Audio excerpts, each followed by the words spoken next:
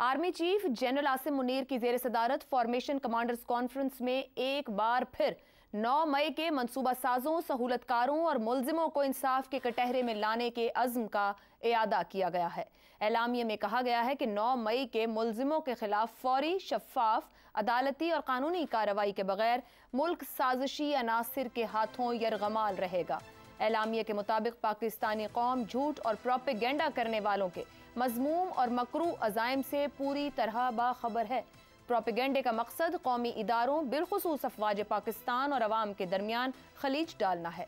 मकसद झूठ और प्रोपेगेंडे से पाकिस्तानी कौम में मायूसी पैदा करना है, लेकिन इन नापाक कुव्वतों के मजमूम इरादों को मुकम्मल और यकीनी शिकस्त दी जाएगी।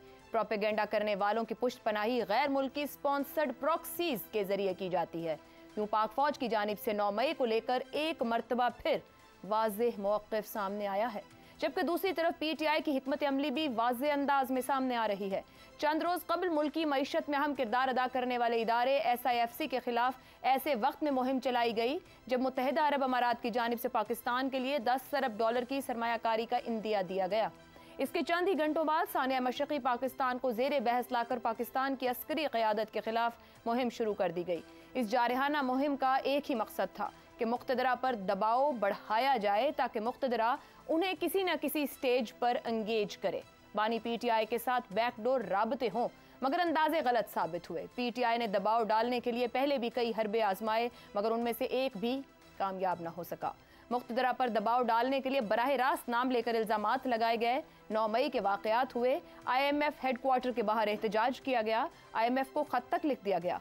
अगले मरहले में SIFC और सानिया मशरक़ी पाकिस्तान को जवाज़ बनाकर मुहिम शुरू की गई। चेयरमैन PTI बैरिस्टर गौहर का कहना है कि ना तो बानी PTI ने सोशल मीडिया पर जारी मुहिम के मतन को देखा, ना ही इसकी मंजूरी दी। बैरिस्टर गौहर का बयान जाहिर करता है कि मुक़्तदरा के खिलाफ मुहिम चलाने के मामले पर तहरीक इंसाफ के अंदर इख्तिलाफ पाया जाता है, मगर तहरीक इंसाफ पर ऐसे अफराद का गलबा दिखाई दे रहा है जो मुफाहमत के बजाय मुजाहिमत और जारहाना सियासत पर यकीन रखते हैं। ऐसे में क्या PTI को इस हिकमत अमली का फ़ायदा होने के बजाय मज़ीद बड़े नुकसानात का सामना भी करना पड़ सकता है? इन्हीं मामलात पर गुफ्तगू रहेगी। पैनल में हमारे साथ हैं शहजाद चौधरी, ज़ैगम खान, मुशर्रफ ज़ैदी और इफ्तिखार अहमद। आप चारों का शुक्रिया। प्रोग्राम का पहला सवाल आप सभी के लिए। 9 मई मुलजिमों को इंसाफ के कटहरे में लाने के अज़्म का फिर से आदा। मुजरिमों के खिलाफ फौरी, शफाफ, अदालती और कानूनी कार्रवाई के बगैर मुल्क साजिशी अनासिर के हाथों यरगमाल रहेगा। बड़ी रुकावट क्या है कि एक साल बाद भी अज़्म और इरादे पर हम खड़े हैं? शहजाद साहब। आयशा, 9 मई की हद तक ही रहना चाहिए हमें। 9 मई को एक ऐसा वक़ुआ हुआ, ऐसा वाक़या हुआ जिसके बारे में अफ़वाज पाकिस्तान बहुत और सही हद तक इसके बारे में कंसर्न है, परेशान हैं और इसका वो हल चाहती हैं। मसला ये है कि उनके पास मुल्ज़िमान भी हैं और मुजरिमान भी हैं, और उनको अब और जो मुल्ज़िमान हैं, कुछ जो मुल्ज़िमान हैं उनको मुजरिम बनाने तक का एक सफ़र उसमें है जो कि करना है, तय करना है। मसला ये पैदा हो रहा है कि ये सफ़र कब और किस वक्त तय होगा और कौन करेगा, और ये कौन तय कर पाएगा कि आया ये सफ़र तय हुआ और सही तरीके से तय हुआ या नहीं हुआ। यानी मेरा मतलब इंसाफ के उस प्रोसेस की तरफ है जिससे कि मुल्ज़िम को मुजरिम डिक्लेयर किया जा सकता है, वरना उनके मुजरमान और मुल्ज़िमान तो उनके हाथों में मौजूद हैं, इसलिए उनको सज़ा देने का जो अमल है उसमें कोई इतनी ज़्यादा ताख़ीर तो नहीं होनी चाहिए, ख़ासतौर पर जो मुजरमान है। लेकिन जो मुल्ज़िमान को मुजरमान तक ले जाना है, ये एक ज़रूर एक सफ़र है जिसको कि तय करना, और अफ़वाज पाकिस्तान का कंसर्न भी ये शो करता है। मसला ये है कि ये तय कौन करेगा कि ये हो गया, पहली बात। दूसरी बात, इसको तय करने के लिए कि ये तय कौन करेगा, उसका कज़िया इस वक्त सुप्रीम कोर्ट में मौजूद है, और सुप्रीम कोर्ट का बेंच है कि बार बार टूटे जाता है। वो ये फैसला नहीं दे रहा कि ये फैसला कौन करेगा कि आया वो मुल्ज़िम मुजरिम बन गए या नहीं बने, या उनको बेगुनाह है या किस हद तक सज़ा दी जा सकती है या नहीं दी जा सकती। दूसरी बात, एक ऐसा इंसाफ का निज़ाम जो कि जिसके ऊपर बहुत बड़े सवालात पिछले चंद हफ्तों के अंदर उठे हैं, पाकिस्तान के अंदर बहस उठी है। फिर जब आप उसको उसमें देखते हैं रैंकिंग के अंदर, इंटरनेशनल रैंकिंग में, तो आप 131वां नंबर गालिबन कहते हैं 139 मुल्कों में से, जो परेशान करता है। कुछ जज साहिबान को सडनली इस चीज़ का एहसास हुआ कि हमारा जो क्रेडिबिलिटी है, जो हमारे जो पोजीशनिंग है, जो स्टैंडिंग है, वो बहुत अच्छी नहीं है। उसमें बड़े काबिल जज भी मौजूद हैं, वो सारी काबिल जज हैं असल में तो, लेकिन कहीं ना कहीं पे ये एहसास जरूर उजागर हुआ जिसका इज़हार हमने 6 जजेस के खत की सूरत में देखा। तो एक तगोदो इस वक्त इंसाफ के निज़ाम में भी है, और एक वो परेशानी जो कि इस वक्त जिसका इजहार इस एलामिये में हुआ, जो कि आपने देखा, जो हमने पढ़ा सुना, जिसके अंदर भी मौजूद है। अब ये दो चीज़ें आपस में मैच नहीं कर पा रही, लेकिन इसके साथ साथ कुछ और चीज़ें हो रही हैं, उसका जिक्र करना भी बहुत ज़रूरी है। ये चीज़ें सियासी सतह पर हो रही हैं।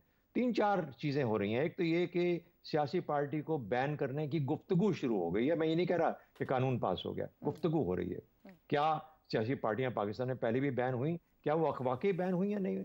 पार्टियां तो बैन हो गई, लेकिन इंसान या अशखास, सियासी शख्सियात बैन नहीं हुई। दूसरी बात, इसी को गद्दार भी करार दिया जा सकता है, ये भी पॉसिबिलिटी डिस्कशन हो रही है। नैब के ऑर्डिनेंस के बारे में हमने कल बात की, और जजों की तकर्री का जो प्रोसीजर है उसको भी तब्दील, यानी 19वीं अमेंडमेंट के बाद जो मामला आया था उसको भी तब्दील करने। तो कहने का मतलब ये है कि हर तरफ एक्टिविटी है, सियासी लेवल पे भी है, हुकूमती लेवल पे भी है, फौज के अंदर भी कुछ इस चीज़ के बारे में परेशानी है, और जज साहिबान और अदालत के इंसाफ के निज़ाम के अंदर भी एक इर्ताश बर्पा हुआ है। इन तमाम चीज़ों को इकट्ठे करना ही इस वक्त पाकिस्तान का, या इस वक्त इस मसले के हद तक एक मुश्किल मरहला है। ये ऊंट किस करवट बैठेगा, किस तरीके से हल होगा, ये देखना है। लेकिन एक चीज़ हमें ज़रूर, मुझे कम से कम ज़रूर कहनी चाहिए, पाकिस्तान की जो मिलिट्री सिस्टम है, इसको पाकिस्तान की सियासत के अंदर फरीक नहीं बनना चाहिए। वे कंसर्न्स हैं, और आपका 9 मई का जो वकुआ है वो बिल्कुल एक जायज कंसर्न है, बिल्कुल उसके ऊपर मुल्जिम और मुजरिम दोनों मौजूद हैं, लेकिन उसको एक सियासी पॉइंट ऑफ व्यू से किसी भी शक्ल में, एलामिया की शक्ल, आप अपनी कंसिडरेशन में जरूर देखें, लेकिन एलामिया की शक्ल में उसका इजहार कभी भी नहीं होना चाहिए। इससे बचने की जरूरत है। ठीक हो गया। मुशर्रफ साहब, मुल्क के दाखिली मामलात में मुक़्तदरा का किरदार वाज़ेह है और दिखता भी है। 1 साल से ज़ायद अरसा गुजरने के बावजूद आज फिर 9 मई के मामलात पर सहूलतकारों और मुल्जिमों को सजाएं देने के अज़्म का इरादा है। क्यों ना सजाएं हो सकें? शहजाद साहब ने इंसाफ के सफ़र की बात की, मुल्जिम से मुजरिम तक के, आपको बड़ी रुकावट क्या मालूम होती है?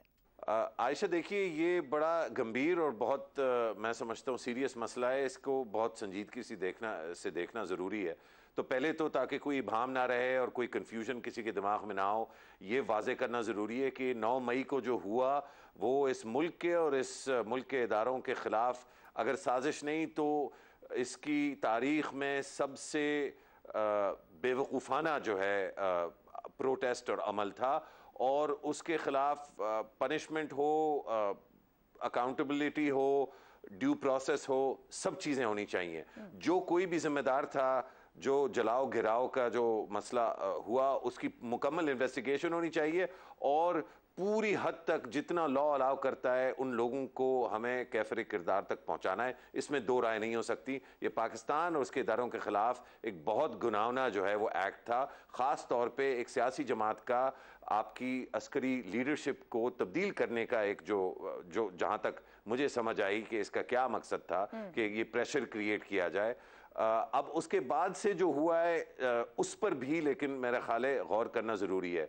कौन सा ऐसा जो है पीटीआई का वर्कर था, चाहे पंजाब में, दूसरे हिस्सों में मुल्क के, लेकिन ख़ास तौर पे पंजाब में, जिसको ऑलरेडी पनिशमेंट ना मिली हो?